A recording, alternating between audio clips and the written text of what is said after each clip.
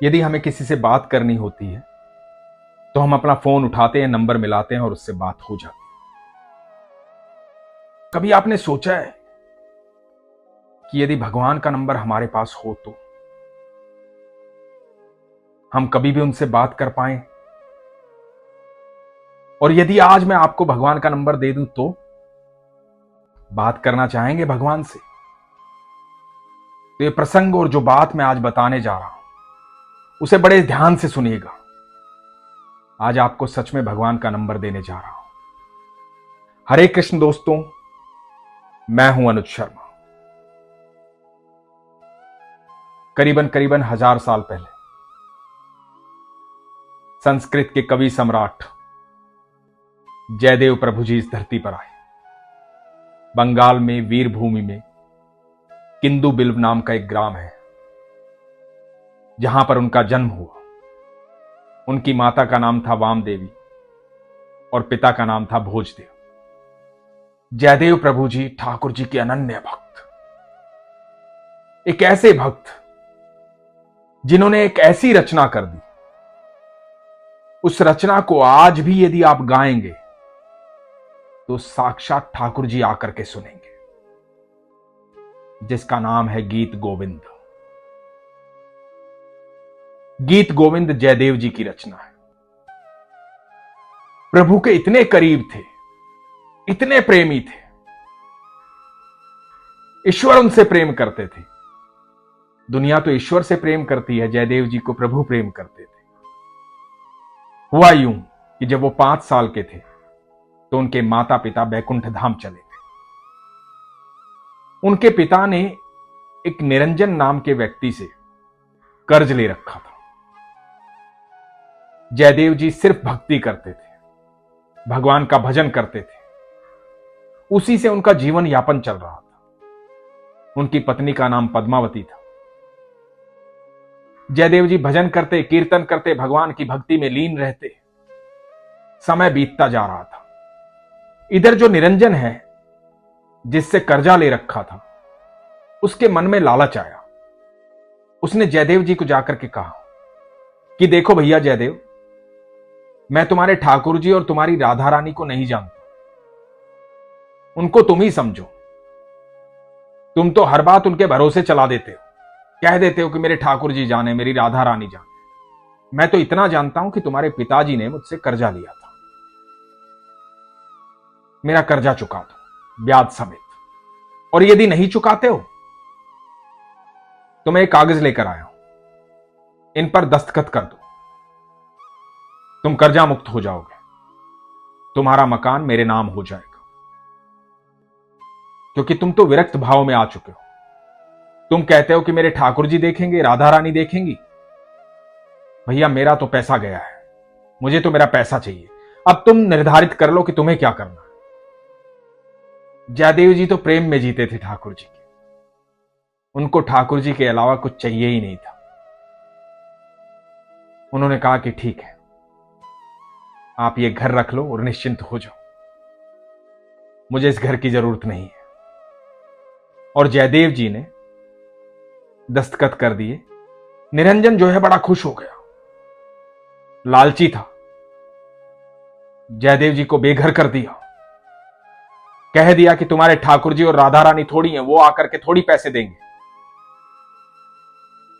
मेरा कर्जा उतारना है तो एक घर दे दो। घर ले लिया, उसकी मंशा पूरी हो गई। जब वो जाने लगा, इतने में उसकी बेटी भाग करके आई और बेटी चिल्ला रही थी कि बाबूजी घर चलो, घर जल गया, घर में आग लग गई है, बाबूजी घर चलो, घर जल गया, घर में आग लग गई है। निरंजन हड़बड़ा गया। जयदेव जी भी वहीं खड़े थे। निरंजन भाग करके अपने घर की तरफ गया। जयदेव जी को भी चिंता हुई। उनको तो हर जीव से प्रेम था, हर जीव की चिंता थी। वो तो समभाव में जीते थे। उनके मन में जरा भी ये नहीं आया था कि ये व्यक्ति मुझसे मेरा घर लेने आया था, कि ये व्यक्ति अभी अभी मुझसे कह रहा था कि तुम्हारे ठाकुर जी और राधा रानी को तुम जानो। जयदेव जी के मन में तो यह भाव था कि इसका घर जल गया है, घर में आग लग गई है, मैं जाकर इसकी मदद कर दूं। तो निरंजन भागता हुआ अपने घर जा रहा था। जयदेव जी पीछे पीछे जा रहे थे। जाकर देखा पूरा मोहल्ला इकट्ठा हुआ है, पूरी बस्ती इकट्ठी हुई है। निरंजन के घर में आग लगी हुई है। चारों तरफ लोग देख रहे हैं, लोग जलता हुआ घर देख रहे हैं, तमाशा देख रहे हैं, तमाशबीन बने हुए। निरंजन बिलख बिलख करके रो रहा है, हड़बड़ाया हुआ है, घबराया हुआ है। इस बीच जयदेव जी चलकर निरंजन के घर में घुसते हैं, जलते हुए घर में। और जैसे ही पहला कदम निरंजन के घर में रखते हैं, आग अदृश्य हो जाती है, गायब हो जाती है। सब कुछ पहले जैसा हो जाता है। ये देख करके सब हैरान है कि ये कैसे संभव हो सकता है। और जयदेव जी भजन कर रहे हैं भगवान का। निरंजन जयदेव जी के चरणों में गिर जाता है, क्षमा याचना करता है, कहता है मुझे क्षमा करें, मैंने आपको पहचाना नहीं, मैंने आपके ठाकुर जी को पहचाना नहीं। उसके बाद निरंजन भी ठाकुर जी का भक्त हो जाता है। कुछ दिन के बाद जयदेव जी पुरी की तरफ चलते हैं। भगवान जगन्नाथ के अनन्य भक्त हैं जयदेव जी। वहां से अपने मित्र को लेते हैं, पराशर को, और पुरी के लिए रवाना होते हैं। जब पुरी के लिए रवाना होते हैं, भजन करते हुए, कीर्तन करते हुए, ठाकुर जी को याद करते हुए, तपती धूप है, मित्र के साथ चलते जा रहे हैं पुरी की तरफ। धूप बहुत तेज है, प्यास लगी है, इधर उधर कहीं भी पानी दिखाई नहीं दे रहा है, बहुत जोर से प्यास लगी है। दोनों मित्र प्यासे हैं, भजन कीर्तन करते हुए आगे बढ़ते जा रहे हैं और बेहोश होकर के जमीन पर गिर जाते हैं। तभी एक नन्हा सा बालक आता है, खूबसूरत बालक, मोटी मोटी आंखों वाला, घुंघराले बालों वाला। इधर जयदेव जी बेहोशी अवस्था में भगवान कृष्ण का नाम जपे जा रहे हैं, राधा रानी का नाम जपे जा रहे हैं, प्रभु को याद कर रहे हैं। वो बालक आकर के जल देता है, प्यास बुझती है, आगे राह दिखाता है। जयदेव जी को बिल्कुल यह होश नहीं है कि मेरे कन्हैया आए हैं मुझे पानी पिलाने। मग्न है अपनी भक्ति में, पुरी की तरफ बढ़ने लगते हैं।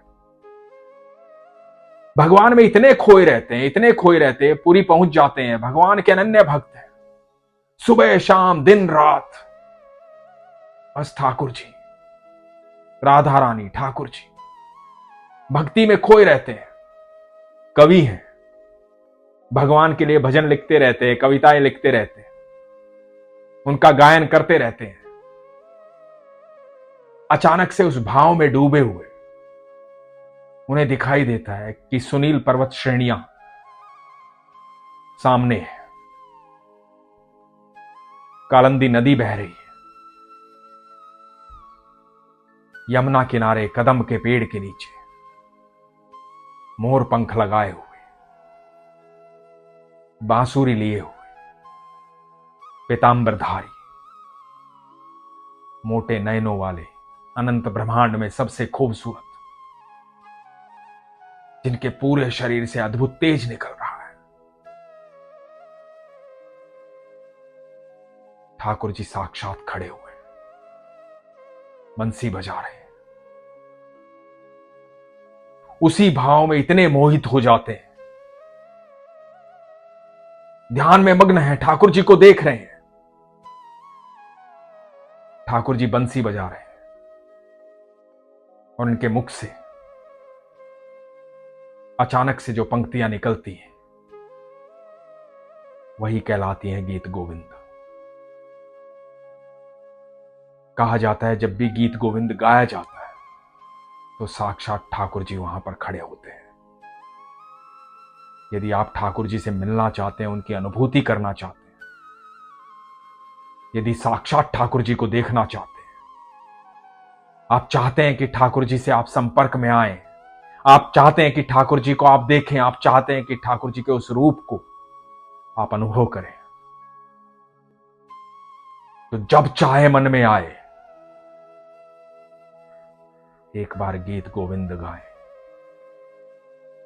जैसे ही आप गीत गोविंद गाएंगे आपके शरीर की ऊर्जा बदल जाएगी। ठाकुर जी से संपर्क करने का सीधा साधन है गीत गोविंद।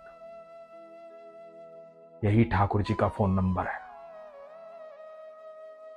आपकी आस्था सच्ची होनी चाहिए, आपका विश्वास सच्चा होना चाहिए, आपका भाव सच्चा होना चाहिए, क्योंकि सरल भक्त ही भगवान से मिल पाते हैं। जब आप सहजता में आ जाते हैं, संपूर्ण विश्वास में आ जाते हैं, जब आप भाव में खो जाते हैं, किसी प्रकार की कोई शंका नहीं रहती। जब आपको हर पल यह महसूस होता है कि मेरे ठाकुर जी मुझे सुन रहे हैं, जब आप सच में सरल हो जाते हैं, उस भाव में जाकर के एक बार गीत गोविंद गाइए और फिर देखिए कुछ ही क्षण में आपको ठाकुर जी की अनुभूति हो जाएगी। गीत गोविंद सुनने मात्र से आपके शरीर की ऊर्जा बदल सकती है। तो जब भी मौका लगे एक बार गीत गोविंद गाइए, सुनिए, आप वहीं पर ठाकुर जी को अनुभव करेंगे। और आपको ये प्रसंग सुनने के बाद जो अनुभूति हुई है उसे लिखिएगा जरूर, बताइएगा जरूर।